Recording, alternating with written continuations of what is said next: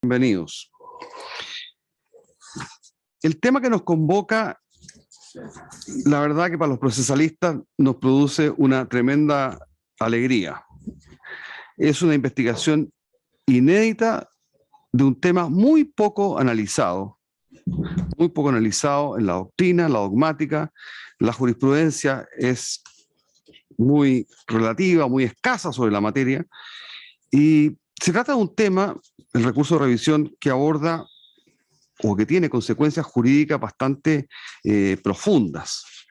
De hecho, hoy día es reconocido el derecho a la cosa juzgada, que es removida a través de la acción de revisión, está conceptualizada como una de las garantías del debido proceso, como forma parte del elenco de los derechos de los justiciables. El derecho a una cosa juzgada y a un debido proceso forman parte inextricable de una misma unidad. Estamos hablando ciertamente no de un recurso como suele enseñarse en las facultades de Derecho, sino que hoy día se ha consensuado el concepto de que se trata de una acción de carácter declarativo en la cual no se impugna propiamente la justicia de la decisión, sino la forma en cómo se arriba a esa decisión. Acción declarativa porque sabemos que los recursos se agotan en el contexto del proceso. Terminado el proceso, ¿no es cierto? El sistema recursivo tiene por objeto impugnar dentro del proceso las resoluciones judiciales, pero aquí nos situamos en un proceso ya aparentemente concluso. Y la cosa juzgada como tal ha tenido una evolución dogmática importante desde aquellos que postulaban la verdad evidenciada por esta digamos, decisión jurisdiccional, que era la expresión de la verdad de los hechos. En la práctica esas son cuestiones un poco, como se dice hoy día, un poco maximalistas, porque lo que se trata simplemente son de efectos procesales que tienen su fundamento en la necesidad de los justiciables, la necesidad del sistema de justicia de generar certezas, de generar certidumbre jurídica. Hay muchos temas que nos convocan. Se ha planteado en el texto de Fernando Ugarte un poco la incidencia del análisis, ¿no es cierto?, producto de la revisión a propósito de los juicios de hecho, es decir, de cómo se puede obtener una sentencia espuria, una sentencia injusta, al menos desde el punto de vista normativo, sobre la base de establecer hechos que no corresponden a la verdad o que han sido torcidamente establecidos. Y uno de los temas que seguramente le vamos a preguntar a Fernando es si acaso esta desviación puede incidir en el juicio de derecho. Es decir, si bien puede torcerse la realidad de los hechos por la vía de una maquinación fraudulenta, una eventual falsificación de documentos o una situación, digamos, de perjuro de los testigos que han servido de fundamento o de único fundamento, como dice la causal, al recurso, puede también torcerse el juicio de derecho. O sea, estando bien establecidos los hechos, eventualmente un juez puede, o el contexto, porque estas acciones de revisión no solamente suponen una actividad desviada del juez, sino que eventualmente los agentes de la jurisdicción en cual hay muchas incidencias. Un tema muy importante que nos plantea Fernando en el libro, es muy exhaustivo el análisis que ha hecho desde el punto de vista histórico, desde el punto de vista dogmático y desde el punto de vista práctico, es digamos así, la insuficiencia de la actual reglamentación del recurso de revisión. Por ejemplo, a propósito de todo un tema que se enseña muy poco en las facultades de Derecho, que es la dimensión de la cosa juzgada positiva, de aquella cosa juzgada que sirve de antecedente o de causa de pedir a un juicio posterior. Y la pregunta está, ¿cómo se aborda el tema de la prejudicialidad positiva a propósito del recurso de revisión? Es decir, cuando un fallo se fundamenta en un antecedente jurídico que es otra sentencia con efecto de cosa juzgada. Son cuestiones que nos provoca, que nos convoca el autor y que tiene, respecto a la cual hay muchos hallazgos interesantes de revelar y sobre todo la insuficiencia de la normativa actual. Es muy destacable el estudio de Fernando Ugarte. Este no es una presentación del libro, ciertamente, pero indudablemente yo creo, lo siento algo así, Fernando, como un homenaje a tu trabajo, un trabajo serio, un trabajo profundo, un trabajo que nos convoca y que de alguna manera nos provoca hacia un análisis profundo de las instituciones procesales que muchas veces, ¿no es cierto?, se enseñan en las facultades de Derecho con una cierta superficialidad. Y vemos que temas como este dan paulo o posibilidades de un análisis profundo que tiene enormes consecuencias en nuestra vida práctica. Así que creo que esta es una oportunidad también de rendirle un homenaje a Fernando por este extraordinario trabajo de investigación. La forma de rendir ese homenaje práctica es justamente, ¿no es cierto?, escuchar a Fernando en primer lugar sobre los temas generales, los hallazgos que su investigación ha dado origen, y luego escuchar a dos destacados profesores de esta facultad, a Marina Valenzuela y a Manuel Rodríguez, respecto de ciertos aspectos prácticos en el ámbito civil y en el ámbito penal que convoca o que provoca el estudio profundo que ha hecho Fernando Ugarte. Y todo esto siempre escuchando la posibilidad, dejamos abierta a través de los canales que estamos transmitiendo, entiendo por YouTube, ¿no? Así, o por lo menos por Zoom, la posibilidad que los que nos asisten presencialmente o quienes están por la red nos puedan formular preguntas y que convoquen un debate académico respecto del tema que ciertamente nos parece tremendamente importante. Dicho esto, entonces le doy la palabra a Fernando para que nos puedas exponer, entiendo que tienes 25 minutos, tus hallazgos, tu experiencia con esta investigación y provoquemos en la audiencia el interés que yo creo que ya tiene tu texto. Adelante, Fernando. Muchas gracias. Ante todo agradezco al Departamento de Derecho Procesal de esta Facultad de Derecho, particularmente a su director, el profesor Nicolás Frías, y también al profesor José Pedro Silva, que son los gestores, ¿no es cierto?, de este evento, los organizadores, y que me han dado la oportunidad de exponer sobre este tema en compañía de profesionales y académicos tan destacados como Mariana y como Manuel. Bueno, en general, nuestra jurisprudencia ha interpretado las disposiciones que se refieren a la revisión de forma tan restrictiva que en la práctica se ha vuelto una herramienta de nula utilidad. Baste con decir que en materia civil, hasta donde yo sé, según los antecedentes que manejo, solo se han acogido 17 recursos de revisión en 120 años de historia. Una cifra muy elocuente que no necesita de mayores explicaciones. La investigación plantea una interpretación más amplia de las normas que rigen la revisión y se propone sobre todo una interpretación más laxa de las causales de revisión cuya interpretación literal ha significado en la práctica la declaración de inadmisibilidad o el rechazo de literalmente decenas de recursos que tendrían que haber sido acogidos. En los minutos que siguen voy a hablar de algunos de los hallazgos que creo que son interesantes y que se refieren particularmente a la legitimación para pedir la revisión, a los requisitos que deben reunir las sentencias que pueden ser impugnadas por esta vía extraordinaria y si el tiempo lo permite, también voy a referirme a la naturaleza del proceso de revisión en materia penal.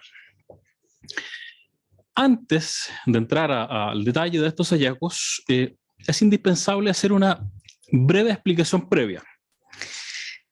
Hay algunos puntos que son fundamentales porque en mi concepto atraviesan toda la regulación positiva de la revisión y que además deben servir de guía para su recta interpretación y son los siguientes. Primero, las causales de revisión se refieren única y exclusivamente a cuestiones de hecho y nunca a cuestiones de derecho. Segundo punto, los hechos cuya constatación permite configurar las distintas causales de revisión son extraprocesales. ¿Qué quiere decir eso? Que el juez de la causa no ha conocido esos hechos, sino que han sido conocidos fuera de ese proceso. Algunos dicen que la constatación de estos hechos debe hacerse después de que la sentencia queda firme. A mí me parece que hay que hacer una pequeña precisión. Creo que la constatación debe tener lugar desde que ha precluido la oportunidad procesal para introducir esos hechos en el juicio. En tercer lugar, los vicios de revisión no se refieren a vicios procesales, sino que se trata de vicios sustantivos: error, fuerza y dolo. Y en cuarto lugar, los vicios de revisión implican en los hechos una interferencia en el conocimiento que el juez de la causa tiene de los hechos, en términos tales de que si el juez hubiera conocido los hechos tal cual sucedieron en la realidad, hubiera dictado una sentencia en sentido diverso. Entrando ya a los hallazgos en materia civil, respecto de la legitimación activa, la regla generalísima es que está legitimado para pedir, para deducir un recurso, aunque no es un recurso, pero se aplica la misma regla, para deducir un recurso quienes han resultado agraviados por una resolución judicial. Y el agravio procesal podría definirse como la diferencia entre lo que pide la parte y lo que le da el tribunal. Esto quiere decir que está legitimada la parte que ha sido total o parcialmente vencida para pedir la revisión de la sentencia firme. Esto significa que queda de lado la posibilidad de que la parte que ha obtenido todo lo que el tribunal le dio pueda pedir la revisión. Y sin embargo, hay una excepción a esta regla. Se trata de un caso verdaderamente de laboratorio, en que se da o se reconoce más bien legitimación activa a la parte que ha obtenido todo lo que había pedido el tribunal. Cuando después de firme la sentencia se descubre que en virtud de vicios de revisión, esa parte que había obtenido resulta haber sufrido un perjuicio. Esto que suena tan enredado va a quedar mucho más claro cuando comente el siguiente ejemplo. Hay dos fallos, uno español y otro chileno. Elegí el español sencillamente porque es más fácil de explicar. Resulta que un hombre se presenta a la justicia demandando a una mujer y pide ser reconocido como padre biológico extramatrimonial de una menor, que es hijo de la mujer demandada. La demandada se negó a hacerse una prueba biológica, pero al momento de declarar ante el tribunal, dijo estar segura de que el actor no era padre de la menor. Bueno, el tribunal acogió la demanda y declaró padre al actor, padre biológico extramatrimonial. Pero resulta que 4 años después, estando este señor de vacaciones con la niña, le hace una prueba biológica de averiguación de paternidad y con gran sorpresa descubre que en realidad no era su hija. ¿Y qué es lo que pasa? Este hombre, al que el tribunal le había dado todo lo que le había pedido, descubrió después que en realidad la niña no era su hija y por lo tanto había sufrido un perjuicio descubierto de forma sobreviniente. Pidió la revisión y el Tribunal Supremo le reconoció legitimación activa y también acogió el recurso, por cierto.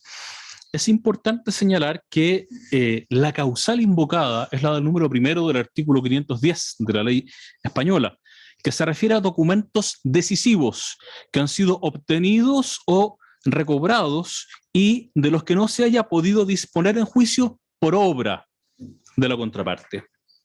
Este documento sin duda era el análisis biológico y la madre que se negó a hacerse ese examen, había impedido a la parte actora disponer de ese documento.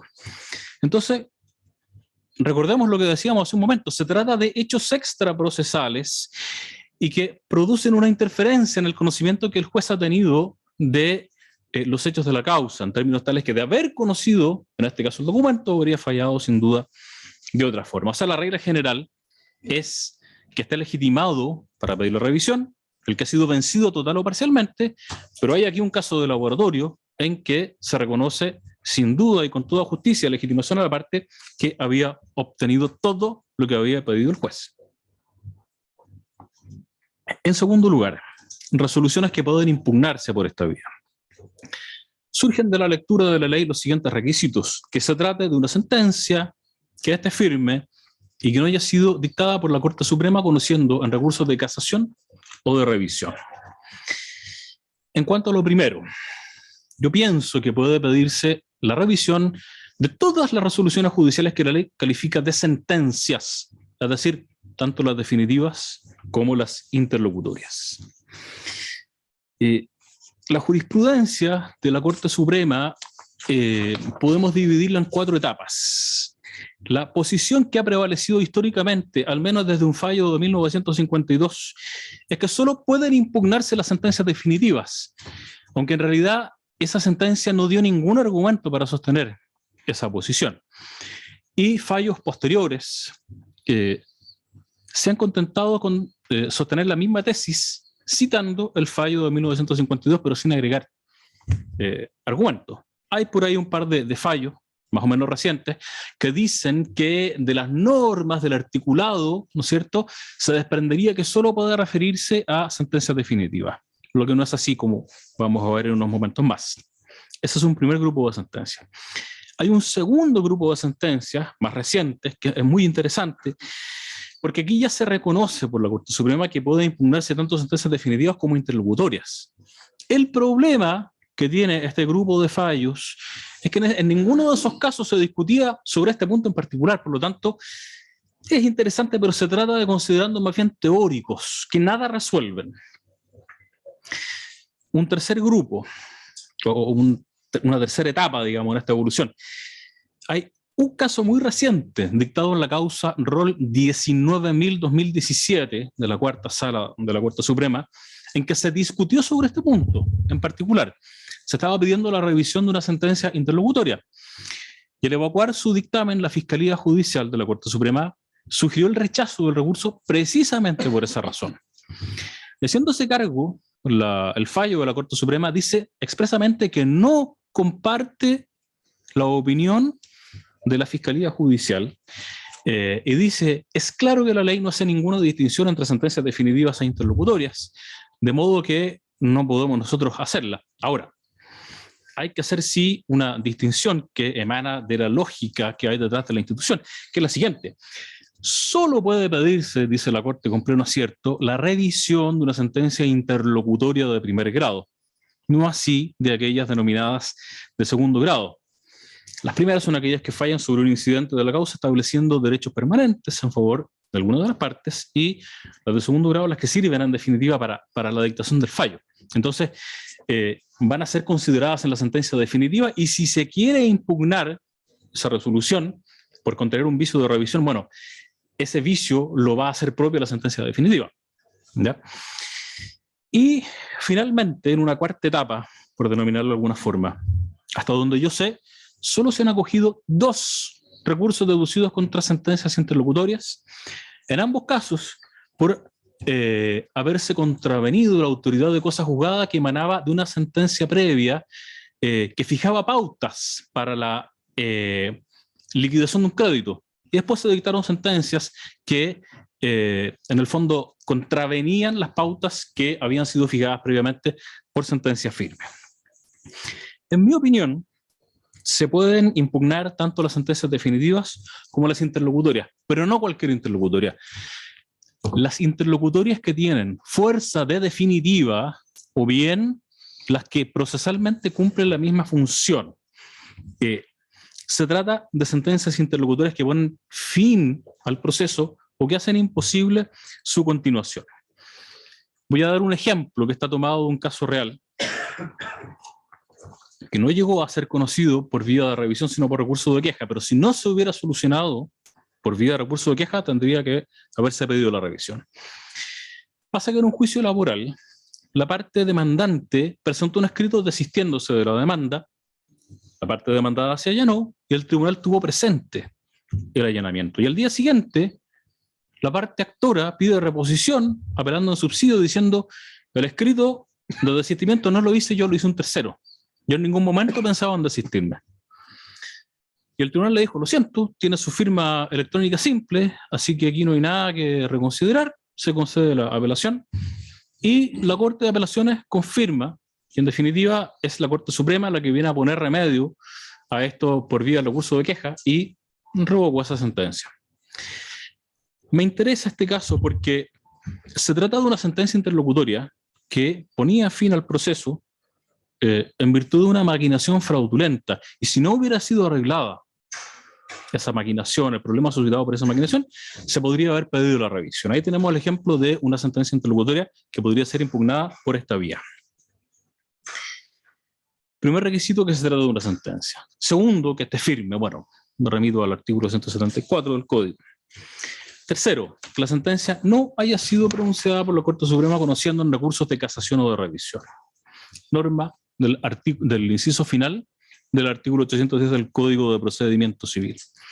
El examen de esta norma da lugar al análisis de dos casos sumamente interesantes y prácticos, y que en mi opinión no han sido bien resueltos por la jurisprudencia. Se trata en primer lugar de la revisión de las sentencias que han sido dictadas por la Corte de Apelaciones y que han sido impugnadas por vía de casación para ante la Corte Suprema, y el segundo caso es la revisión de la sentencia de reemplazo que dicta la Corte Suprema como consecuencia de haber acogido un recurso de casación. En cuanto a lo primero, la Corte Suprema tiene un criterio que está muy asentado, que a mí me parece que no resuelve de forma adecuada el problema. ¿Qué dice ese criterio? Distingue dos escenarios. Solo puede pedirse la revisión de la sentencia de segunda instancia cuando se ha recurrido de ella para ante la Corte Suprema, cuando este tribunal ha declarado inadmisibles los recursos de casación por razones meramente formales. ¿Por qué? Porque en ese caso no hay un pronunciamiento sobre el fondo de la causa. Y en el otro caso, cuando se rechazan los recursos previa vista de la causa, emitiendo un pronunciamiento sobre el fondo, ¿cómo podría la Corte Suprema revisar esa sentencia si ella misma ya la declaró válida? Ese es el criterio de la Corte Suprema. En mi opinión, el problema está mal enfocado. Acuérdense de nuevo, los vicios, los hechos que constituyen los vicios de revisión son extraprocesales, lo que significa que no han podido ser conocidos por la parte y mucho menos por la Corte Suprema. De modo que al hacer esa declaración de validez de la sentencia, en ningún caso puede entenderse que está convalidando preventivamente vicios sustantivos cuya existencia la parte agraviada de la misma Corte Suprema ignora. Asumir la posición contraria implicaría en los hechos poner a la parte agraviada en la encrucijada de recurrir de casación contra la sentencia de segundo grado o de pedir su revisión, lo que constituye un error y una falsa disyuntiva, porque yo no pierdo el derecho a pedir la revisión por el hecho de haber recurrido de revisión, siempre sobre la base de que los vicios se configuran cuando se descubren hechos extra procesales. Lo que hay que hacer en este caso, cuando se recurre de la sentencia de segundo grado para ante la Corte Suprema y se descubre un vicio de revisión, lo que hay que hacer es pedir la revisión de la sentencia de la Corte de Apelaciones, porque es la única que se pronuncia sobre el fondo, no así la de la Corte Suprema, que es una mera sentencia de nulidad. También se ha dicho por algunos que, y hay jurisprudencia también en este sentido, que ninguna de las salas de la Corte Suprema puede revisar lo actuado por otra sala, de modo que la revisión de cualquier sentencia que emana de ese tribunal es inadmisible. El problema, nuevamente, me parece que está mal enfocado. Para determinar si procede o no la revisión, hay que estarse a la función que está cumpliendo la Corte Suprema al momento de dictar sentencia. Claro, si está actuando como tribunal de nulidad, no procede porque en derecho no hay nulidad de nulidad. Cosa distinta es que cuando acoge una casación, dicta sentencia de reemplazo sobre el fondo del asunto, ahí sí que se puede pedir, como voy a explicar ahora de forma más completa, la revisión de la sentencia de reemplazo. El segundo supuesto es, como vengo diciendo, la sentencia de reemplazo. La jurisprudencia y la mayoría de la doctrina piensan que no puede pedirse la revisión de la sentencia de reemplazo porque lo prohibiría el artículo 810. De hecho, que yo sepa, nunca se ha declarado la admisibilidad de un recurso de revisión dirigido a atacar una sentencia en materia civil. En materia penal sí hay dos, hasta donde yo sé. Bueno, esto no es así. El artículo 810 no impide en ningún caso que se pida la revisión de la sentencia de reemplazo. ¿Por qué? Los de casación son recursos de nulidad, al igual que el de unificación de jurisprudencia en materia laboral, que el de nulidad en materia penal. Lo que significa básicamente que cuando prospera la impugnación, la Corte dicta dos sentencias. La sentencia de nulidad, que es la sentencia de casación, en que declara la nulidad de la sentencia impugnada sin pronunciarse sobre el fondo, y después dicta la sentencia de reemplazo, en que, actuando como Corte de Apelaciones, entra a pronunciarse sobre el fondo del asunto. Antes de dar mi argumento, querría exponer brevemente algunos argumentos históricos, muy brevemente.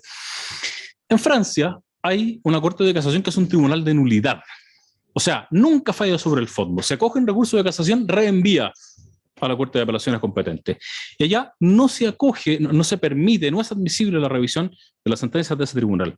En España, en cambio, sí se admite la revisión de algunas sentencias del Tribunal Supremo. ¿Por qué? Porque tiene la doble función de ser tribunal de nulidad y tribunal de instancia.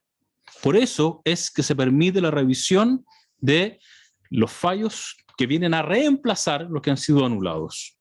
Y en Chile se siguió el modelo de casación español. Aún más consta de la historia fidedigna del establecimiento de la ley que este inciso final del artículo 810 surge a raíz de una indicación del diputado don Eliodoro Yáñez, en que dice: la norma tal como está quedando se presta para que la interpreten en el sentido de que pueden impugnarse la sentencia de casación y la de reemplazo, y aquí estamos todos de acuerdo en que eso no es posible. Y la norma se aprobó por amplia mayoría, y en el Senado pasó lo mismo. Tomó la palabra don Manuel Egidio Ballesteros, explicó que esto así, y nadie se atrevió a discutirle, y la norma quedó definitivamente en el código. Ahora, dejando de lado estos argumentos históricos, ¿cuál es el argumento? Hay un argumento de texto que es muy sencillo. Cuando la Corte Suprema acoge un recurso de casación, anula la sentencia de la Corte de Apelaciones, que por esa razón deja de existir.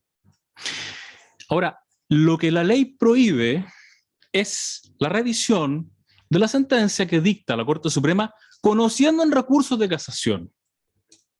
Ahora, cuando dicta una sentencia de reemplazo, no es esa la sentencia que recae sobre el recurso de casación, porque la sentencia que fue impugnada por esa vía ya no existe. La sentencia de reemplazo recae sobre el recurso de apelación deducido contra el fallo de primera instancia. Esa es la razón de texto, esa es la razón jurídica profunda por la cual sí procede la revisión de la sentencia de reemplazo. Mismas reglas que por lo demás rigen en materia penal. Tenemos entonces que debe darse una sentencia que esté firme, que no haya sido dictada por la Corte Suprema conociendo un recurso de casación o de revisión. Finalmente ha dicho la Corte Suprema que consolide derechos sustanciales en favor de alguna de las partes. Me parece bien, pero yo haría una precisión. Esa consolidación de derechos sustanciales tiene que ser permanente para hacer la distinción respecto de aquellas sentencias que producen cosa juzgada formal. ¿Por qué?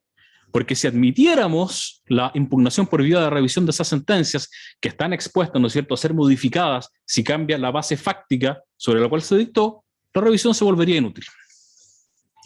Respecto de la revisión penal, hay aquí también un caso muy interesante, que es el caso en que en el proceso penal se deduce una acción civil para pedir la restitución de una cosa o una indemnización de perjuicio. ¿Puede pedirse la revisión de esa parte de la sentencia que recae en la parte civil? Los pocos autores que yo conozco que tratan este tema, un español, un argentino y un chileno, todos muy, muy buenos, dicen que no. En mi opinión es la contraria. Nada impide que se pida la revisión de esa parte, pero no según las reglas de la revisión penal, sino según las reglas de la revisión civil, que son las únicas aplicables por razón de la materia. Por ejemplo, se condena a alguien criminalmente como culpable de un delito, y se lo obliga o se lo condena a pagar una indemnización de 100 millones de pesos. Resulta que el monto de la indemnización fue acreditado sobre la base de documentos falsos y de testigos falsos, y que en realidad eran 15 millones y no 100 millones de pesos. En ese caso, la parte civil tiene todo el derecho a pedir la revisión de la parte civil de la sentencia, para obtener la rebaja de la indemnización a lo que corresponde. A mí no me cabe ninguna duda. En cuanto a la legitimación, en el caso que acabo de mencionar, es evidente que tiene legitimación el demandado civil. Pero hay casos en que hay un tercero civilmente responsable. Hay autores y jurisprudencia extranjeros que al analizar este tema se decantan por la negativa. Dicen, no, el tercero civilmente responsable carece de legitimación. En mi opinión, y según el principio sentado por el artículo 536 del Código de Procedimiento Penal, es claro que sí puede pedir la revisión del tercero civilmente responsable. ¿Qué dice la norma? Pueden interponer el recurso de casación los que son parte en el juicio y los que aún sin haber litigado sean comprendidos en la sentencia como tercero civilmente responsable. Si bien la norma se refiere al recurso de casación, lo que hace es recoger un principio básico del derecho, una sentencia que dice no hay interés, perdón, no hay acción sin interés. Lo que a contrario sensu significa que donde hay interés hay acción. Y evidentemente es el caso del tercero civilmente responsable. En caso de que se obtenga injustamente una sentencia penal y él sea condenado a pagar una indemnización de 100 millones de pesos, él tiene todo el derecho del mundo a decir, pero si este delito no existió, ¿por qué iba a tener que quedarse de brazos cruzados y sencillamente pagar? Eso me parece inadmisible. Incluso más, sigo en esto al profesor Waldo Ortúzar Latapiat, que en su monumental obra sobre la casación penal, dice que el tercero civilmente responsable puede pedir la revisión incluso de la parte de la sentencia que resuelve sobre el objeto penal, con cita de Carneluti. A mí me parece que tiene toda la razón. Él se pronuncia sobre la casación, pero me parece que son principios de aplicación general y que se aplica también en este caso. Y finalmente, para ir terminando, una cosa muy breve. Por extraño que parezca, el proceso de revisión penal no es un juicio penal, aunque así lo asume la jurisprudencia y así lo asumen los autores y le dan ese tratamiento. No es un juicio penal. No se ejerce en ese proceso el ius puniendi estatal, no se busca imponer una pena a nadie. No hay un acusado o un imputado, ni se aplica la presunción de inocencia, sino todo lo contrario. Se trata del proceso en que se impugna una sentencia firme, en que ya hay un condenado, y no se trata de superar la presunción de inocencia, sino que se trata de sobreponerse al efecto de cosa juzgada material. En el fondo se trata de un juicio especial regulado en un contexto procesal penal, pero eso es muy distinto de decir que se trata en verdad de un proceso penal. ¿Y qué relevancia práctica tiene esto? Muy sencillo. No se rige por las garantías y por los principios propios de los procesos penales, y tampoco está limitada por ciertas restricciones propias de los procesos penales. Bueno, eso es lo que puedo decirle. Me pasé un poco del tiempo, pero eso es. No, muy interesante, Fernando. Antes de darle la palabra a nuestros distinguidos expositores, un par de preguntas, Fernando. Vivimos en una sociedad violenta, en que la violencia, como sabemos, hace parte en todos los recónditos espacios de la sociedad. Cuando tú hablas de que la distorsión del juicio de hecho, por efecto del fraude, del error, del dolo, da pie a la revisión, ¿por qué no podría incidir ese fraude y particularmente el dolo en el juicio de derecho? Estoy pensando, ¿no es cierto?, en jueces que, habiendo establecido correctamente los hechos, no hay problema en ese tema, vean distorsionada su voluntad resolutiva a base de la amenaza, a base de la extorsión, a base de maniobras espurias, en que lo que está vulnerándose es el juicio de derecho.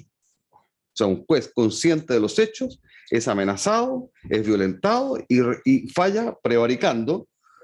¿Tú crees que ahí hay espacio a la revisión también o no? Efectivamente, sí, me parece una pregunta muy interesante ahí. ¿Qué es lo que pasa? Que cuando hablo de hechos extraprocesales, lo que quiero decir es que son hechos oficialmente desconocidos para el juez porque no constan en el expediente, pero él obviamente sabe que fue amenazado o que se ejerció violencia sobre él o que recibió cohecho. Entonces, evidentemente se trata de hechos extraprocesales en ese sentido, que no constan oficialmente en el expediente y cuya constatación en otro juicio distinto es el requisito necesario para configurar la causal. O sea, ¿tú estarías de acuerdo en que puede incidir la desviación y la obtención injusta de la cosa juzgada a partir de una distorsión del juicio de derecho? Sí, efectivamente, y es más, la sentencia es adecuada al mérito del proceso. O sea, es un fallo en ese sentido, es justo. Hay correspondencia entre lo obrado y lo que consta en el proceso y la sentencia. El problema se produce porque después vienen a descubrirse determinados hechos que son constitutivos de vicios de revisión, y ciertamente hay aquí cuestiones de derecho involucradas. Se da por probado un determinado hecho sobre la base de lo que dijo un testigo aprovechado o sobre la base de un documento que después se descubre que era falso. Claro, o el cohecho formal del juez, Sí. en que se le paga, no obstante que está correctamente construido el juicio de hecho, no varían los hechos. Sin embargo, la decisión del juez se ve violentada por el cohecho. Efectivamente. Ahora, hasta donde yo sé, en Chile nunca se ha deducido ni un recurso extraordinario de nulidad de la ley Mariana, ni un recurso de revisión por esa causa. Por esa cosa. Sí. Está bien, pero conceptualmente Sí. cabe la hipótesis. Sí, sí. Bien, damos paso entonces a continuación a nuestra siguiente expositora, Mariana Valenzuela Cruz. Ella es una distinguida abogada de esta universidad y abogada del Consejo de Defensa del Estado, también que ejerce una labor muy relevante en el Consejo y que nos va a exponer sobre las consecuencias prácticas en el ámbito civil o la experiencia práctica del recurso de revisión. Mariana. Muchas gracias, José Pedro. Muchas gracias también a Nicolás por la invitación. Y no puedo dejar de comenzar mi exposición comentando la obra de Fernando Ugarte, que la leí muy interesada, porque se trata de una obra realmente extraordinaria. Se lo dije a Fernando antes de entrar y lo repito, porque abarca todos los aspectos del recurso, acción, en realidad de revisión, en lo civil, en lo penal, derecho nacional, derecho comparado, haciendo incluso importantes sugerencias y comentarios para la reforma procesal civil. Logra exponer una institución compleja y a veces bastante árida, pero con un lenguaje inteligente, ameno, cercano y de fácil lectura.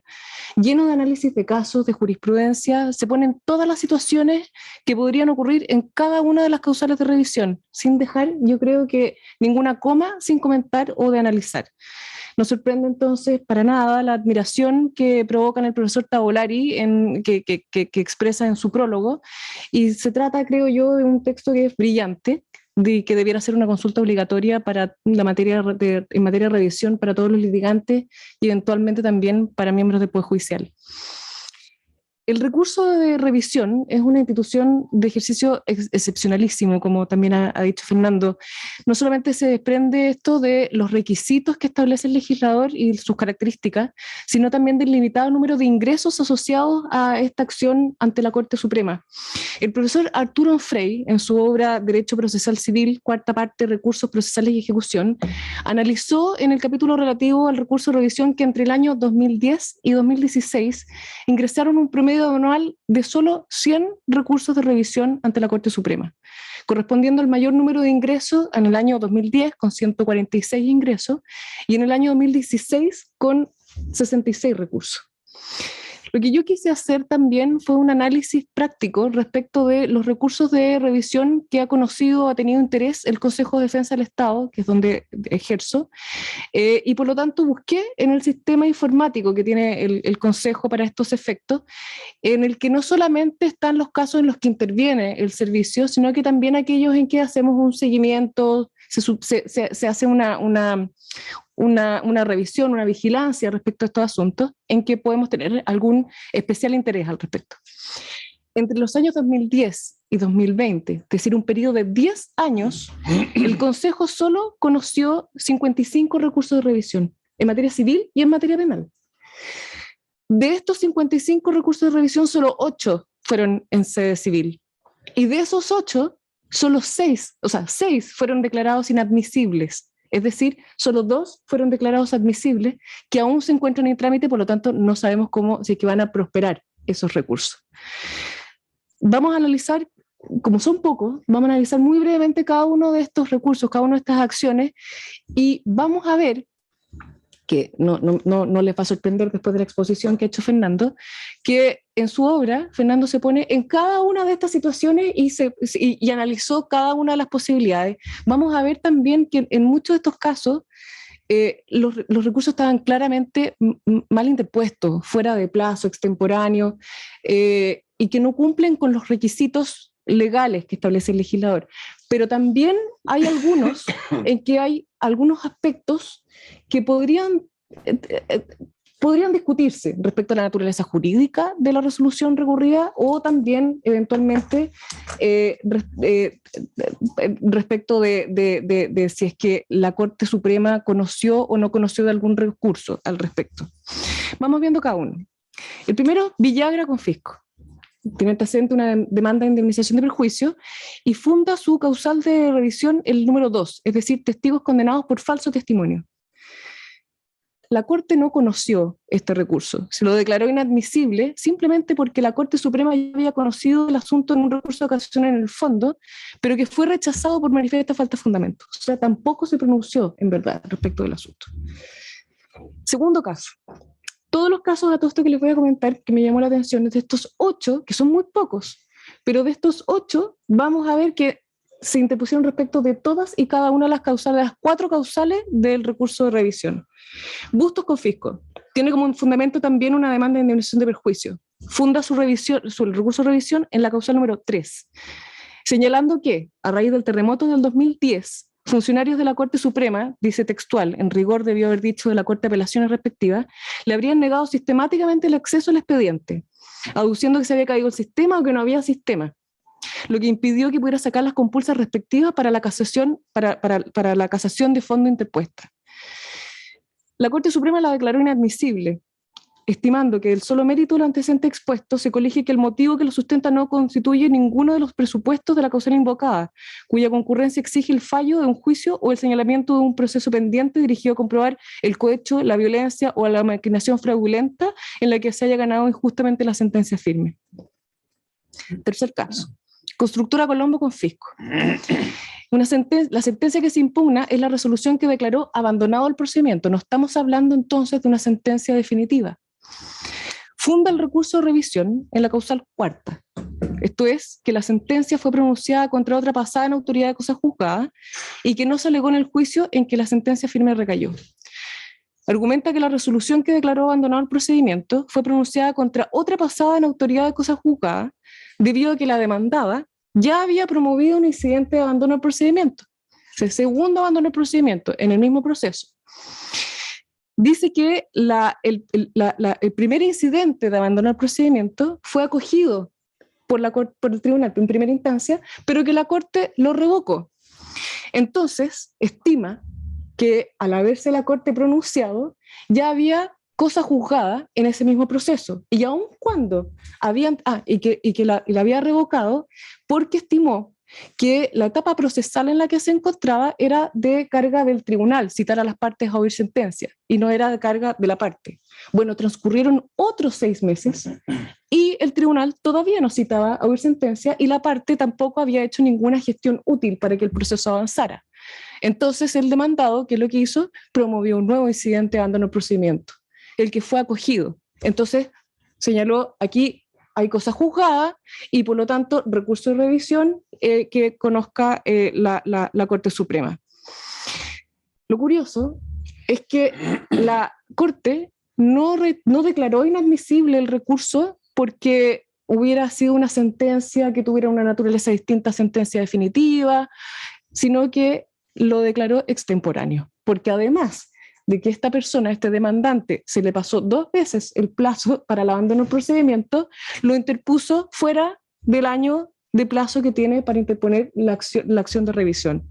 Ahora, lo que es interesante en este caso es que, si bien es cierto, hay extemporaneidad, la Corte estimó que la interlocutoria que estaba siendo objeto de revisión se dictó el 7 de marzo del 2017 y el recurso fue interpuesto el 10 de marzo del 2018. Es decir, la Corte Suprema no consideró la fecha de extemporaneidad, de la fecha de ejecutoriedad de la sentencia que se estaba recurriendo, sino que solamente la fecha desde su dictación. A ver, aquí lo interesante también que tomo nota, como les planteaba, es que este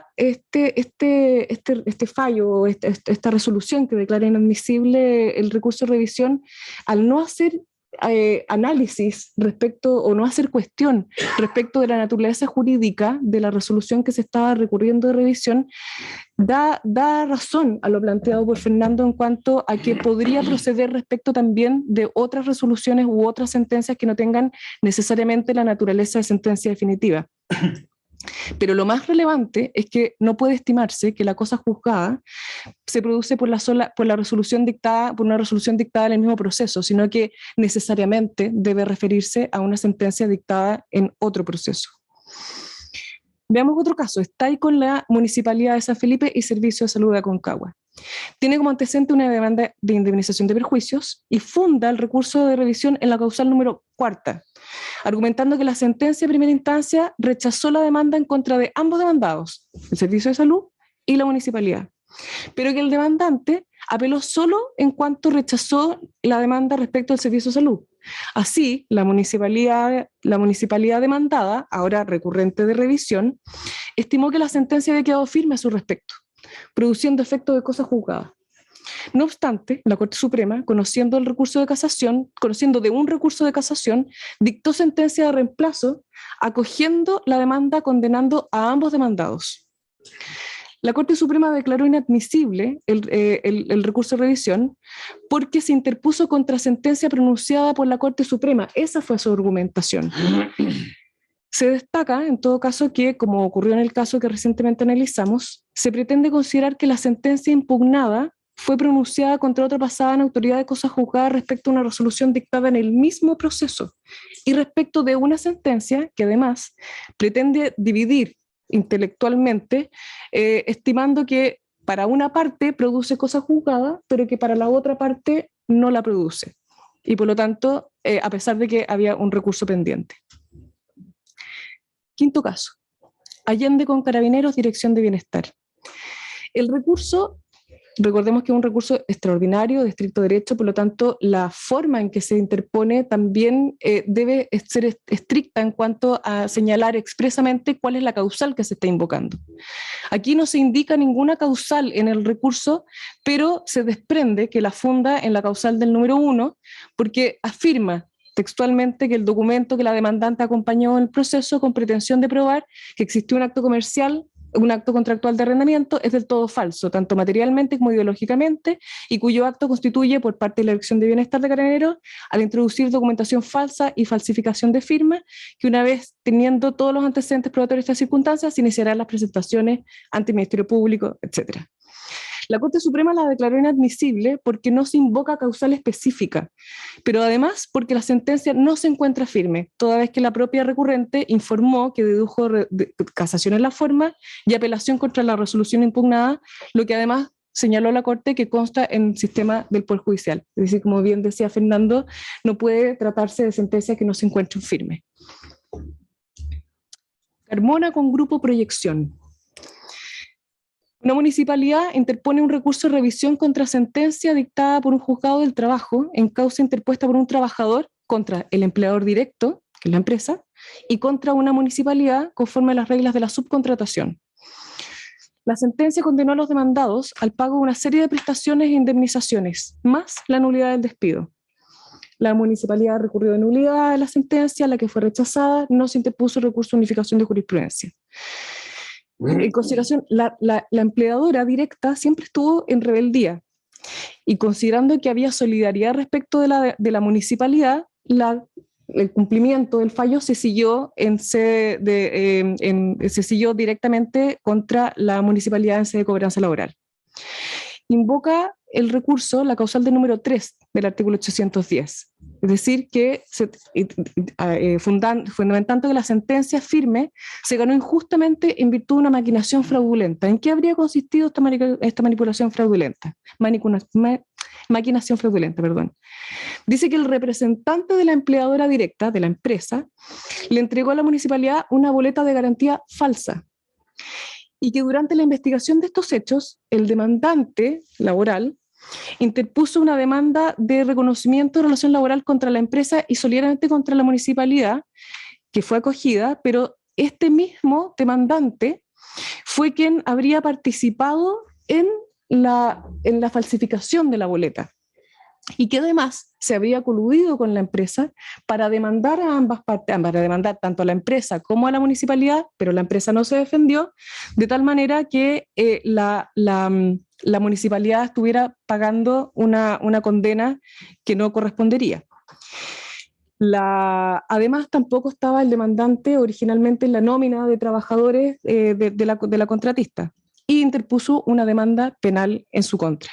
Se admitió a tramitación y la recurrente de revisión solicitó suspensión. Aquí también otro aspecto interesante que no habíamos tratado, respecto de la suspensión de la ejecución. Para la suspensión de la ejecución se establece también que puede pedirse la suspensión de la ejecución siempre y cuando que se rinda fianza suficiente, no solamente para cubrir el monto de la condena, sino que también cualquier tipo de indemnización de perjuicios al respecto. En este caso, como se trataba de una municipalidad, un servicio público, citó cierta normativa como para eximirse del pago de la fianza, lo que la Corte Suprema rechazó, pero sí acogió la suspensión siempre y cuando pagara esa fianza, lo que no ha hecho hasta el día de hoy. Por lo tanto no sabemos en qué es lo que va a pasar. Esta causa se encuentra pendiente todavía. Servicio local de educación con corporación municipal. Esta causa es especialmente interesante porque lo que se trata de revisar es una sentencia interlocutoria dictada en sede de cobranza laboral, que otorga. Es una causa que en sede laboral se siguió siempre contra la corporación municipal. Pero cuando estaba en cobranza laboral, la corporación alegó que ya no tenía a su cargo el servicio de educación, o el servicio de educación, y por lo tanto a quien correspondía perseguir laboral en sede de cobranza era su sucesora legal. Y su sucesora legal era el Servicio Local de Educación, que nunca había sido parte en el juicio laboral y que tampoco lo estaba haciendo en sede de cobranza laboral. Entonces, efectivamente, el sostenedor de educación, el sostenedor del establecimiento educacional se traspasó al Servicio Local de Educación y se le condenó para que pague directamente las prestaciones e indemnizaciones laborales a la que había sido condenada originalmente la corporación. Funda la revisión en la causal del número 4 del artículo 810 por haber sido pasada en autoridad de cosa juzgada en virtud, señala, de 2 sentencias definitivas y 2 sentencias interlocutorias. El punto, perdón, me atoré. El punto es que las sentencias definitivas y las sentencias interlocutorias que alega que habían sido pasadas contra autoridad de cosa juzgada no habían sido respecto de la misma parte. Dice en el recurso de revisión se alega, claro que hay triple identidad, porque se refiere, la parte demandada fue el mismo Servicio Local de Educación, sin perjuicio que se refiere a distintos sostenedores de educación. Se trata de la misma cosa, de la misma causa, se pide exactamente lo mismo, pero no es el mismo demandante. Por lo tanto, ¿qué es lo que pretende en este caso el recurso de revisión?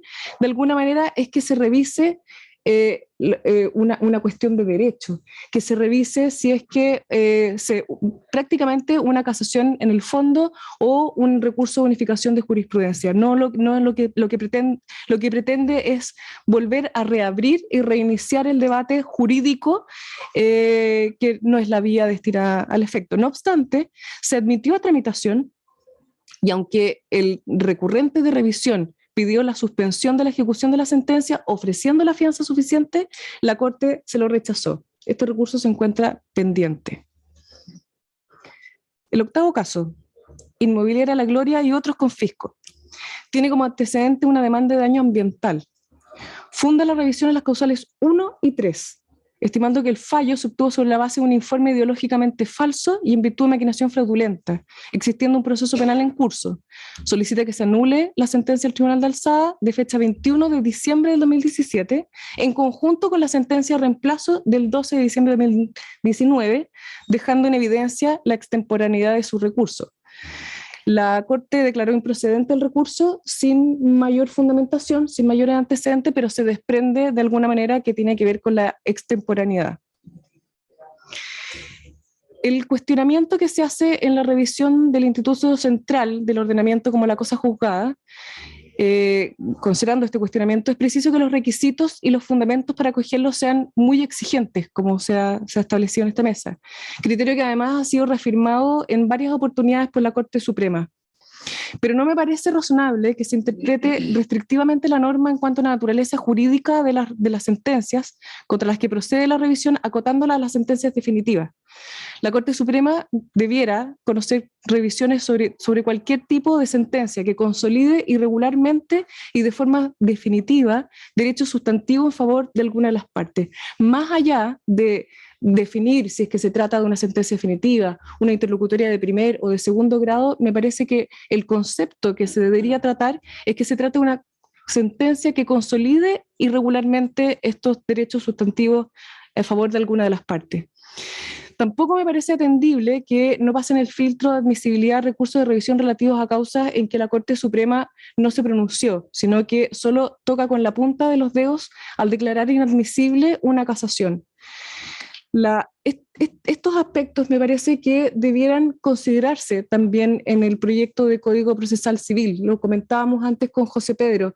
Los comentarios que hace Fernando Ugarte en su obra respecto de la reforma procesal civil me parecen tremendamente atendibles desde varias perspectivas. Uno, comparto que es completamente adecuado que se funden en el proyecto de Código Procesal Civil las dos primeras causales del actual artículo 810 y que se añada la posibilidad de impugnar la sentencia firme cuando ha sido obtenida injustamente en mérito de cualquier medio de prueba cuya consideración ha resultado decisiva, y no solamente respecto de documentos o testigos, con las limitaciones además que se establecen para cada uno de ellos.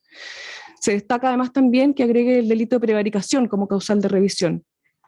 Respecto a la restricción de la revisión en el nuevo Código Procesal Civil solo a las sentencias definitivas, ya lo planteé, pero Fernando Ugarte también es bien crítico en su obra, con un importante sustento jurídico y jurisprudencial, especialmente en cuanto a la posibilidad de incluir en la revisión a las sentencias que, no compartiendo la naturaleza de definitiva, pueden consolidar, como señalé, derechos sustantivos a favor de alguna de las partes. Comparto la idea de mantener en esa parte la redacción actual, que no distingue en cuanto a la naturaleza de la resolución, que la importancia de la acción o el foco no tiene que estar necesariamente en la naturaleza de la resolución que se impugna, sino que en la gravedad o en la injusticia de la causal que se invoca.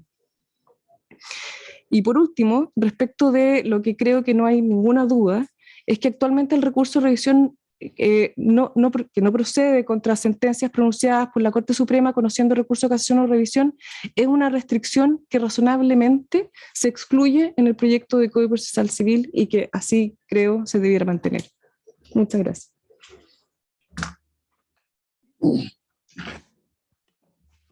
Gracias, Mariana, por tu interesante exposición. Yo creo que planteas varios temas extremadamente relevantes. Yo siento que al final del día el tema que nos convoca es la dicotomía entre la justicia de la resolución, ¿no es cierto?, y la forma de haber obtenido esa justicia, entre comillas, de manera espuria. Yo recuerdo en los textos de Tarufo, por ejemplo, cuando él habla de alcanzar en la medida de lo posible una justicia al menos normativamente tal, digamos, él planteaba siempre que una cuestión básica era establecer un juicio jurisdiccional sobre la verdad de los hechos como primer elemento. Segundo, que eso fuera obtenido en un juicio justo. Y tercero, que hubiera sido proferida, ¿no es cierto?, en un discernimiento correcto de la aplicación e interpretación del derecho. Esos tres elementos planteaba Tarufo eran condición de una sentencia justa. Pero aquí lo que está en cuestión no es la justicia misma de la decisión o el análisis de una adecuada interpretación de la ley, sino que simplemente que esto haya sido producto de un fair trial, de un juicio justo. Es decir, aquí lo que está en juego es que fue distorsionado por la vía de elementos que distorsionan la voluntad, error, la fuerza del dolo, el juicio jurisdiccional mismo. ¿Ah? Porque no se trata de cuestionar si la Corte Suprema interpretó bien un artículo o no del Código Civil. Se trata de una cuestión mucho más profunda, que es que el camino con el cual se llegó a esa instancia haya sido un camino correcto. Y eso es lo que está en cuestionamiento en el recurso de revisión. Bien, yo creo que nos mueven muchas reflexiones, así que van a haber seguramente muchas preguntas para los expositores y para Fernando hacia el final de este coloquio. Y quiero darle la palabra a Manuel Rodríguez Vega, abogado de la Universidad Católica, él es magíster de la Universidad de Derecho de la Universidad de Talca y doctor en Derecho de la Universidad de Chile. Actualmente es relator de la excelentísima Corte Suprema en la Sala Penal. Así que con mucha propiedad, Manuel nos va a hacer una exposición respecto de la mirada del recurso de revisión desde el punto de vista penal. Manuel. Bien, buenas tardes a todos. Primero agradecer la invitación a participar de este coloquio. Desde luego me sumo a los elogios y felicitaciones a Fernando por su investigación, que es una investigación que me parece de tremenda utilidad y destacable y es necesario, yo creo que va a ser un manual necesario para cada litigante en el área penal. Es muy destacable todo el trabajo y las propuestas y lo innovador que es en ella. A mí me parece muy relevante la visión o el trabajo de Fernando. Y quería primero dedicar unos minutos a por qué el tema de la revisión en materia penal es especialmente necesario, ¿ya? Ante este nuevo proceso penal que tenemos. Porque este nuevo proceso penal tiene elementos, no puedo abordarlos todos, pero tiene algunos elementos, características que lo hacen muy propenso al error. No quiero con esto decir que el proceso inquisitivo anterior no había sentencias erróneas que eran susceptibles de revisión, no quiero decir eso, sino tenía otros factores, pero este proceso penal tiene factores que lo hacen propenso, como digo, a la posibilidad de dictar sentencia errónea. Y algunos de estos elementos provienen precisamente del avance por incorporar garantía, respeto a garantía. Primero, por ejemplo, el respeto al ser juzgado en un plazo razonable, ¿no? Sabemos que la investigación por términos legales no puede durar más de 2 años, pero la norma general o lo que pasa en general es que los tribunales de garantía reducen ese plazo mucho, lo acotan a 2 meses, 3 meses, etc. Entonces eso conlleva que la Fiscalía trabaje contra el tiempo. Tiene escasos recursos propios de la Fiscalía y además escasos recursos humanos de parte de las policías y tiene que destinarlos a muchas investigaciones. Entonces eso implica que seguramente la Fiscalía no puede realizar todas las diligencias que hubiera querido porque el tiempo, a veces el tiempo que hace valer, los plazos que hace valer la misma defensa no lo permiten una investigación completa. Ese es un primer factor. Bueno, a diferencia, desde luego, del sistema inquisitivo anterior, en que el juez del crimen podía dedicarse sin límite de plazo a investigar realizar todas las diligencias hasta adquirir la plena convicción de que a quien procesó y a quien va a acusar es el responsable. El fiscal no tiene esa posibilidad, tiene plazos acotados en que tiene que terminar una investigación. Otro factor también propio, natural del cambio de sistema es el que pasamos de un sistema inquisitivo a un sistema acusatorio. En un sistema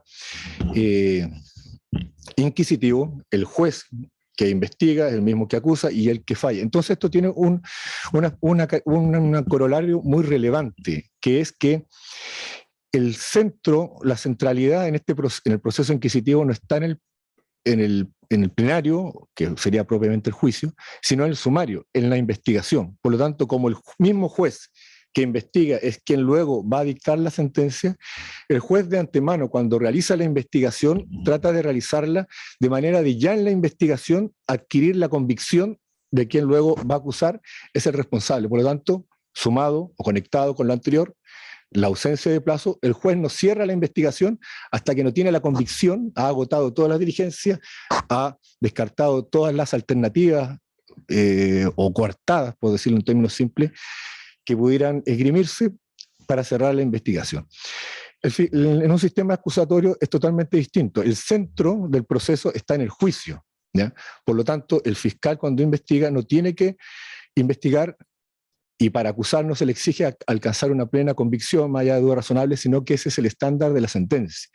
El fiscal para acusar, dice la ley, solo tiene que tener un fundamento serio para acusar a quien se ha formalizado.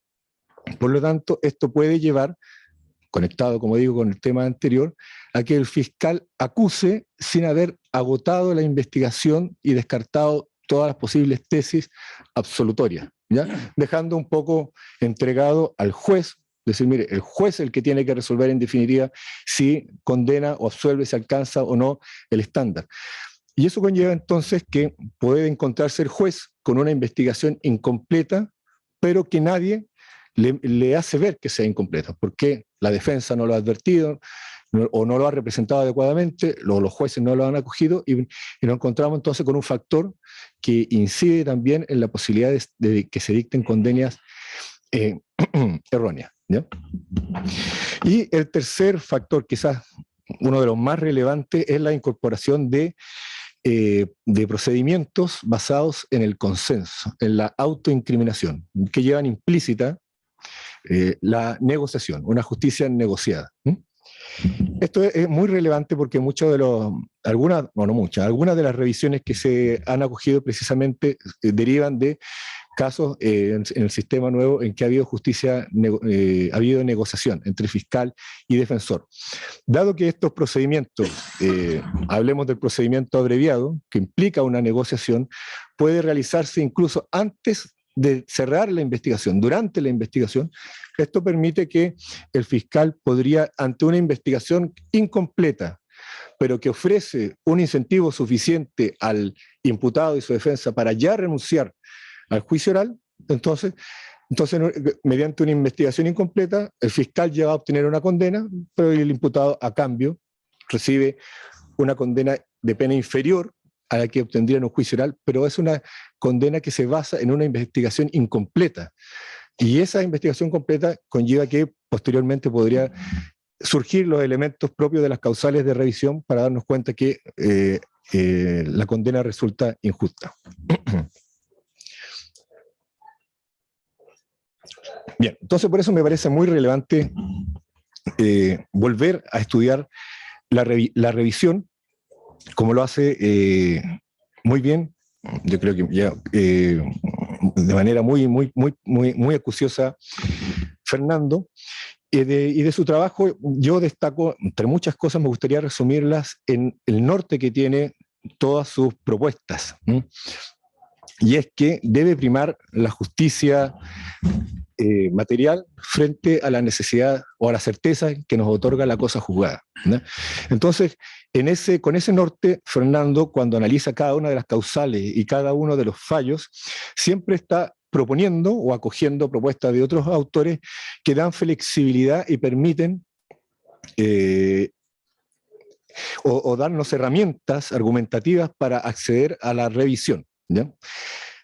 Contrastando con la jurisprudencia de la Corte Suprema, que es una jurisprudencia de interpretación rígida, muy formalista, que impide la revisión ya incluso en sede de admisibilidad de muchas sentencias que pareciera que deberían haberse visto en el fondo. Me gustaría, el texto es muy rico en mucho contenido, en propuesta, a mí me parece muy útil, como decía, para los litigantes, pero voy a comentar solo unos pocos aspectos o propuestas que hace Fernando que me parecen destacables.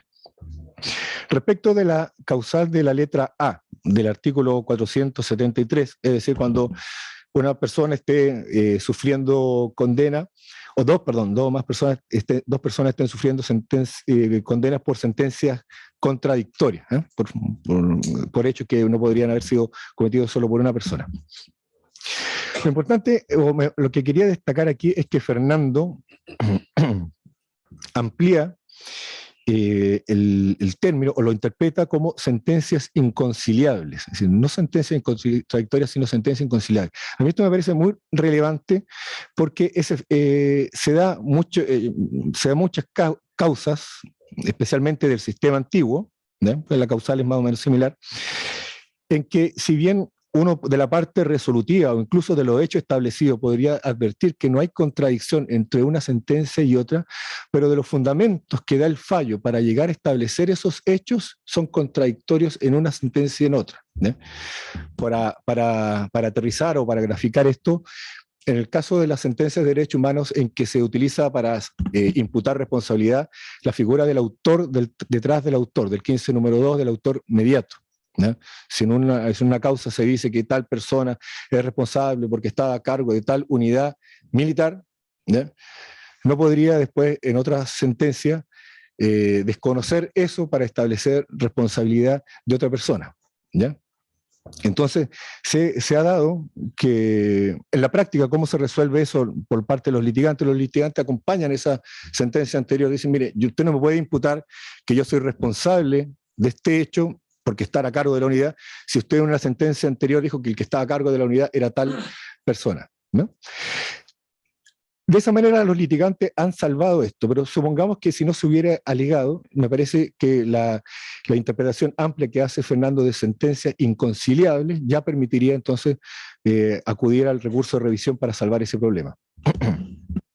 Respecto de la causal C, cuando la condena se hubiera fundado en documentos o declaraciones que hubieran sido declarados falsos.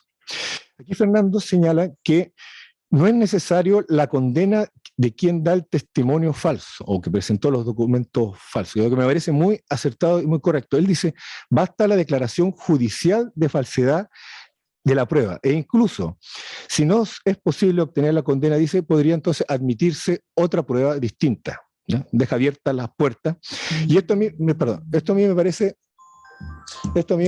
especialmente relevante porque es un problema usual que yo he visto en la práctica, o que es propio, íncito a nuestro nuevo sistema procesal penal que el legislador al parecer no advirtió en el cambio del sistema inquisitivo al nuevo, manteniendo las causales casi con la misma reacción, ¿ya?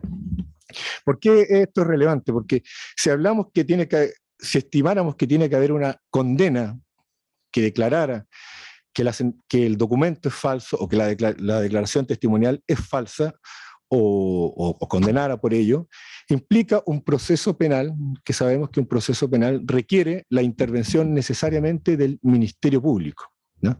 Ministerio Público que presente acusación y antes que formalice.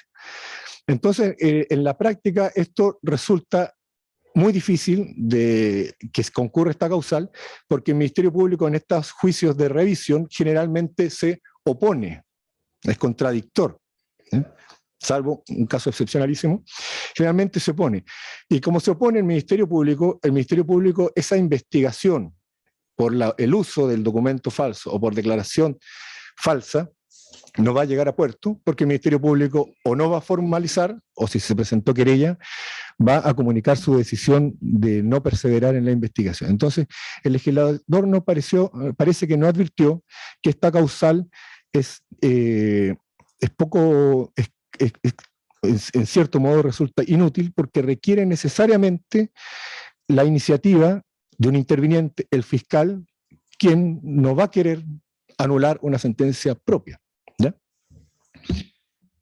Hace poco, incluso, la semana pasada, se acogió una acción de amparo en que un juez de garantía autorizó a un querellante a acusar, un forzamiento de la acusación, y no había formalización previa. Y la Corte Suprema dijo, mire, si no hay formalización previa, el proceso penal no puede avanzar. Entonces eso demuestra que el proceso penal está supeditado, nos guste o no, a las decisiones del Ministerio Público, quien en el caso de las revisiones, como les digo, es un interviniente que generalmente se va a oponer a ella. Bien, y respecto de la causal de la letra D, en esta causal en que apareciere un documento, se descubriera un documento o ocurriera un hecho con posterioridad a la sentencia, aquí Fernando destaca algo que me parece también relevante. Dice, lo sustantivo aquí es que el tribunal no haya conocido o valorado el documento o el hecho. Aquí no importa si el documento no se presentó incluso consciente y deliberadamente por la defensa, es decir, teniendo el documento, sabiendo de la declaración de testigo, no lo presentó. Dice, lo relevante aquí es que el tribunal que dictó la sentencia condenatoria no tuvo conocimiento de ello, ¿ya? Se hace primar siempre la justicia material sobre una negligente defensa, por ejemplo. Por otro lado, hace una interpretación amplia cuando se refiere a que estos documentos o hechos deben ocurrir con posterioridad a la sentencia. Él ya lo había dicho, incluye cuando ya no sea posible hacer valer los documentos o hechos en el proceso penal, ¿no? Es decir, supongamos que estos elementos aparecen ya, supongamos, incluso en etapa de revisión. Y también de manera amplia señala que cualquier medio probatorio debe ser aceptado para estos efectos, sea judicial o extrajudicialmente. Son solamente unos aspectos de los muchos las muchas propuestas e interpretaciones que me parece que sería, o que ojalá tengan acogida en nuestra jurisprudencia. Y yo solamente quería, para terminar, mencionar algunos temas que quizás para una reflexión futura. Este texto me parece que necesariamente debe tener futuras ediciones, porque es un texto no solo por la naturaleza, porque analiza jurisprudencia y va a tener nuevo material, sino porque es un tema que necesariamente debiera ir a la par con un desarrollo, ojalá un cambio en nuestra jurisprudencia rígida y formalista, ir incorporando estas nuevas propuestas que hace Fernando y consecuencialmente ir ampliando el texto. Y quería proponer, a título de comentarios y también, ¿por qué no?, preguntas para Fernando, dado este norte que él tiene de hacer primar la justicia material sobre la formalidad de las causales, sí, pese a que él, cuando analiza el derecho comparado, me pareció que no menciona alguno que tuviera una causal genérica, sino sería conveniente estudiar la posibilidad de, como a título de ley eferenda, a modo de ley eferenda, de establecer una causal genérica de revisión. Es tal lo restrictivo de las interpretaciones que hace la Corte Suprema, que quizás sería conveniente establecer una causal genérica, aunque sea acotada, bien definida, pero que dé pie para el desarrollo e incorporar nuevos errores. Aquí la posibilidad de sentencias injustas por distintos tipos de errores es infinita. Entonces, establecer 4 causales pensando que solo ellas son los tipos de casos en que se van a presentar, me parece que siempre va a dejar fuera situaciones injustas que es necesario remediar. Supongamos, por dar un ejemplo, un caso en que falte una adecuada defensa, ¿no? Una adecuada defensa por parte del imputado. Quien lo representa no tenía los conocimientos ni las capacidades para haberlo representado, y eso se advierte después del juicio, ¿no? En segundo término, ir relacionado con lo que mencioné antes en cuanto a la causal de la letra C, esta contradicción que se da porque la declaración de falsedad del testimonio o del documento requiere iniciativa, actividad de la Fiscalía, quien normalmente se va a oponer a este recurso de revisión, va a ser la contraparte. ¿No sería conveniente? No sé tampoco si sería necesario establecer una modificación legal al efecto, pero sí establecer una unidad especial de la Fiscalía que de manera centralizada sea quien se ocupe, o sea, me refiero a una unidad de parte de la Fiscalía Nacional, se ocupe de revisar, estudiar la posibilidad de instar incluso el mismo Ministerio Público, o al menos no oponerse a los recursos de revisión. Esto que menciono, que el Ministerio Público es parte interesada, porque de acogerse a un recurso de revisión implica la nulidad de una sentencia por la que él instó, que él acusó, me parece que hace necesario que quien lleve esta actividad o decida cuál va a ser la posición del Ministerio Público frente a la presentación de un recurso, tenga cierta distancia con esa investigación. Porque, como digo, el recurso de revisión puede implicar un juicio en que se afirme que hubo una investigación incompleta, algo que no advirtió el fiscal, por lo tanto puede ser conveniente que quien lo estudie, lo analice, sea alguien del Ministerio Público, pero distinto del fiscal adjunto. Les comento que sobre este punto consulté con algunos fiscales cuál era el criterio, si había alguna regulación especial. No hay regulación, no hay instructivo sobre la materia, y lo que ocurre en la práctica es que el fiscal regional decide quién investiga si hay una causal de revisión, ¿ya? Y por lo tanto no se descarta que podría investigarlo el mismo fiscal que tramitó, que investigó, que acusó en esa causa que ahora se pide la revisión. Y por último punto, también quizás sería, si el tiempo lo permite, escuchar la opinión de Fernando. Yo creo que se hace necesario establecer algún procedimiento, y esto está conectado con lo que mencionaba antes, establecer un procedimiento, porque algunas de las causales, como las que mencionaba del falso testimonio, cuando es un falso testimonio prestado dolosamente, claro, ahí estaremos ante un delito. Entonces uno podría decir, bueno, el Ministerio Público va a iniciar una investigación, tiene las competencias para dar instrucción a la policía, para investigar, etc. Pero la mayor parte de los casos no son causales de revisión que no constituyen delito. Por ejemplo, un reconocimiento erróneo, ¿ya? U otra situación. Entonces uno se pregunta por qué el fiscal debiera investigar eso, si los fiscales, el Ministerio Público, por ley solo pueden investigar delitos para acusar. Me pareciera que, aun cuando la práctica no tienen facultades para dar orden de investigar, para revisar sentencias erróneas, producto de investigaciones erróneas, ¿no?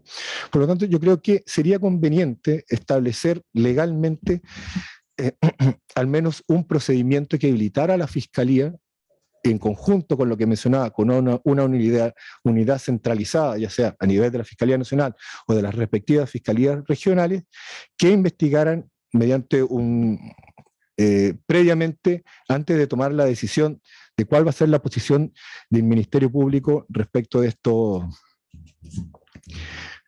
estas presentaciones. Bueno, no sé cómo iba en el tiempo.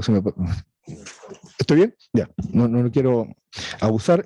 Esos son mis comentarios, mis dudas y mis elogios para el trabajo de Fernando. Perfecto, muchas gracias, Manuel. Bueno, hay varios emplazamientos a Fernando. Una precisión que creí entender de tu texto, Fernando, es que a propósito de la falsedad documental como factor o como constitutivo de la causal de revisión, eso es también susceptible de ser establecido en sede civil. Es decir, no necesariamente debemos pasar por un proceso penal, podría establecerse su falsedad ideológica o material en sede civil, creí entenderlo, no sé si tú estás de acuerdo. Bueno, y yo creo que no sé si has anotado las inquietudes que te ha planteado Manuel, sí. y tal vez si tú pudieras sintetizar en 2 o 3 ideas de ley referenda, ¿qué propondría en mejora del sistema actual de revisión civil y penal? Bueno, ante todo agradezco las generosas palabras de los dos expositores. Primero, respecto de lo que decía José Pedro, efectivamente yo creo que es posible configurar la causal de falsedad documental sobre la base de un fallo civil. Y la razón es la siguiente. Hay gente que dice, hay muchos autores y jurisprudencia chilena y española también, porque la antigua ley de enjuiciamiento civil contenía una norma que no señalaba expresamente que se exigiera fallo penal. Hoy día sí. Entonces la mayoría se pronunciaba porque el fallo tenía que ser penal, pero hasta donde yo sé, 2 autores decían que también podía ser civil. ¿Y cuál es la razón? Aquí en Chile, Pereira Navalón y otros autores destacados decían, mire, no se admite ninguna prueba en contra de una sentencia penal ejecutoria. ¿Qué es lo que se ha dicho en España? Porque esto es un excelente argumento. ¿Qué es lo que se ha dicho en España? Estoy pensando en Jesús de Jiménez y Epifanio Fernández López de Gamboa. Dicen, no. Porque hay casos en que sencillamente no va a ser posible saber quién es el autor del delito, quién hizo la falsedad. Y como los tribunales penales no declaran la existencia de un delito en abstracto sin poder atribuirlo a una determinada persona, dicen estos autores muy agudamente, tendríamos que pasar por el absurdo de dar por buena la sentencia sabiendo que ha sido obtenida de forma injusta. Argumento que para mí resulta completamente satisfactorio. Y además hay un argumento histórico. Esta ley, bueno, obviamente encuentra un antecedente remoto en el digesto, de ahí pasa por leyes de los visigodos y de ahí a las 7 partidas. Y comentando la ley respectiva de la partida tercera, ¿no es cierto? Gregorio López, el gran comentador de las 7 partidas, dice, y sigue en esto Waldo Ubaldi, dice, la persona que se vale de la fuerza probatoria del documento puede haberlo acompañado con dolo o bien por error. Y curiosamente, el único fallo que se ha pronunciado sobre ese tema, hasta donde yo sé, es el del 7 de junio de 1982, redactado por don Luis Cousiño Maquivet, que ahí precisamente se debatió sobre esto. El caso es interesantísimo porque ahí pasó que falleció un grupo de trabajadores en un accidente del tránsito y el empleador no había cumplido con la obligación legal de contratar un seguro, era obligación legal. Entonces los familiares demandaron al empleador diciendo, oiga, yo me vi privado de percibir el monto que me correspondía por el seguro, porque usted no cumplió con su obligación legal.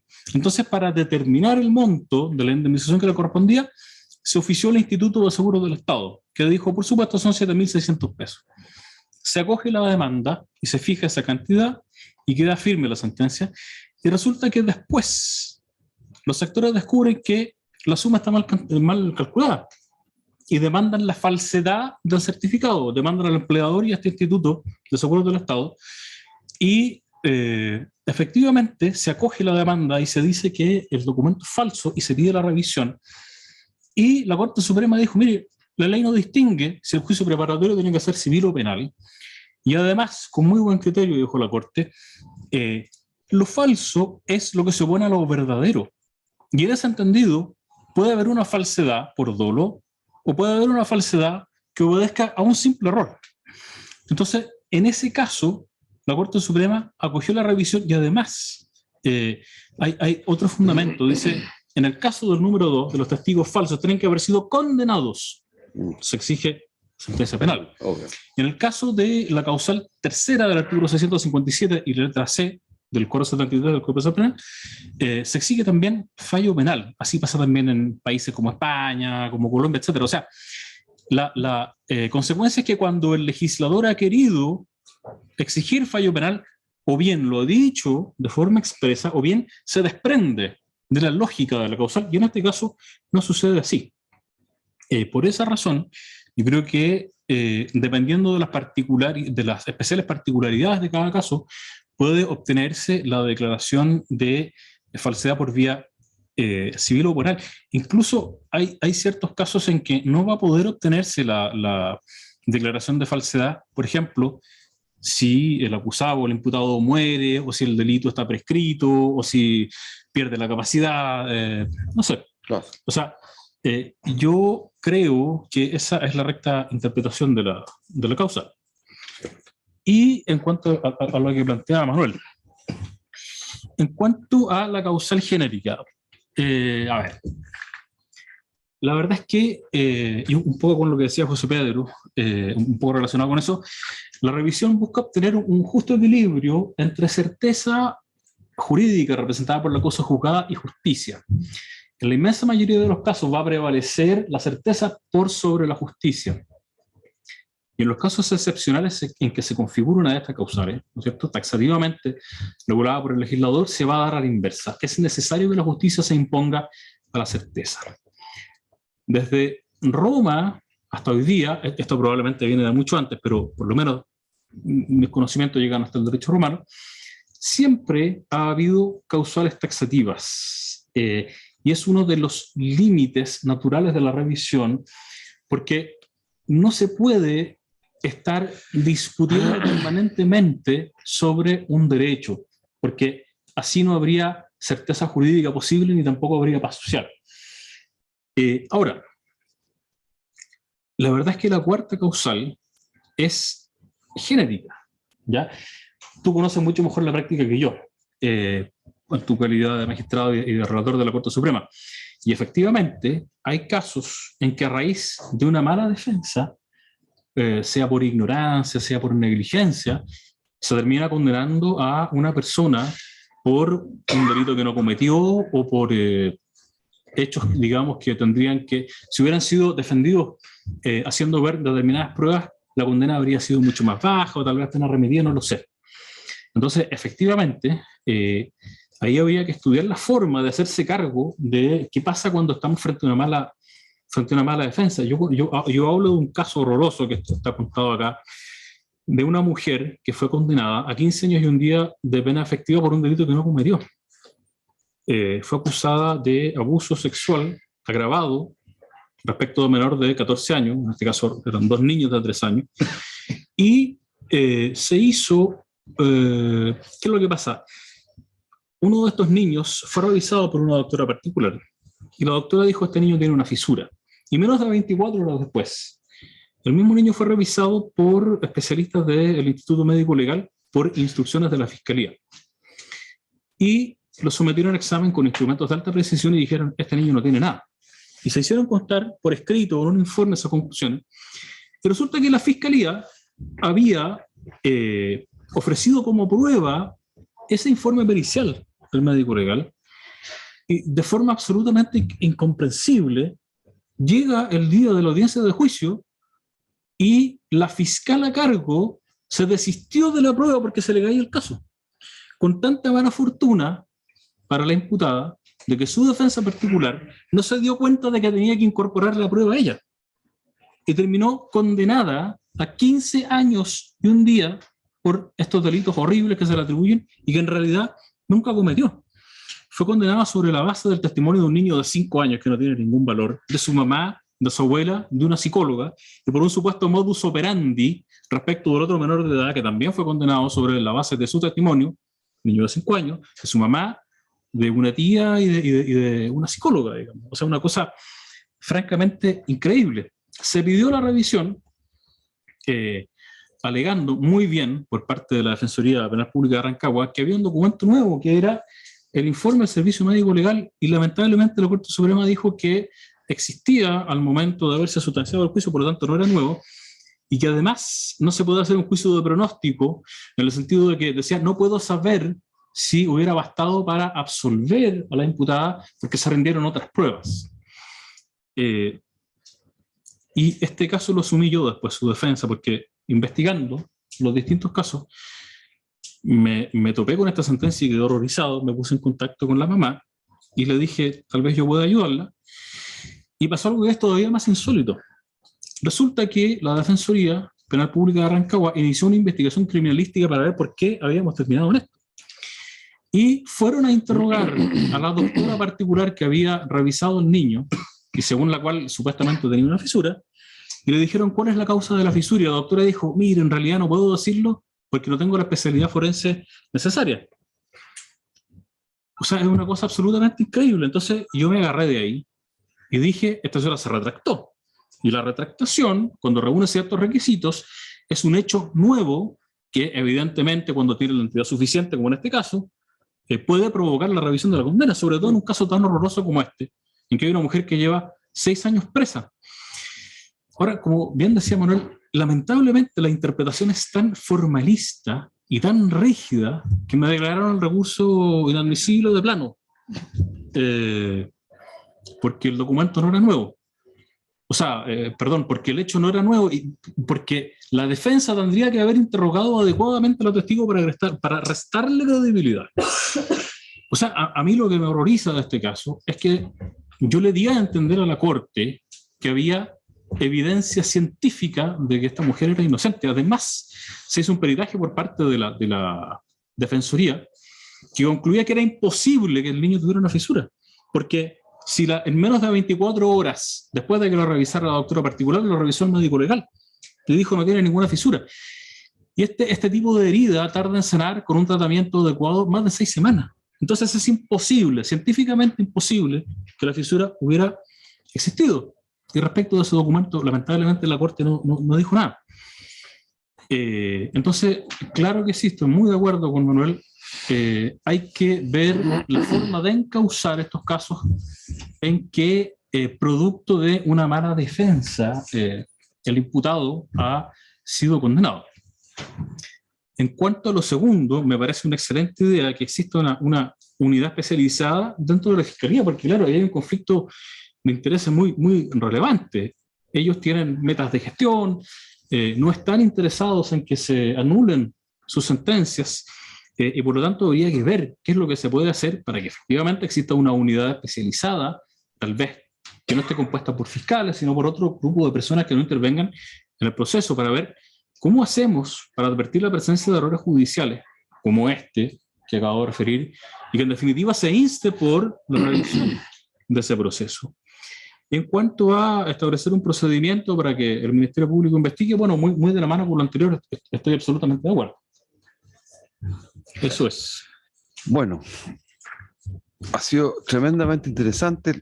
Pucha, lamentablemente estamos muy sobre la hora, Nicolás.